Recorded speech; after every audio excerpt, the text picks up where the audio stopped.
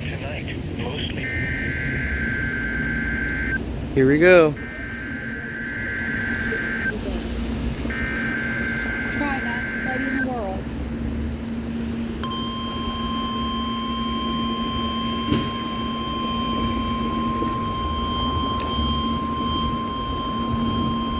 The preceding was a test of the National Weather Service emergency warning system for both the Athens transmitter, WXK56, and the Washington Wilkes County transmitter, GPS506.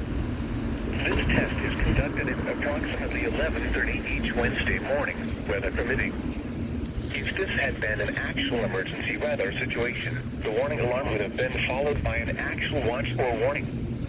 Reception of this broadcast and the warning alarm will vary at any given location. This variability, normally more noticeable at greater distances from the transmitter, will occur even if you are using a quality receiver in perfect working order. To provide the most consistent warning service possible, the warning alarm will normally be activated for warnings in selected watches within a 40-mile radius of your transmitter. Thank you.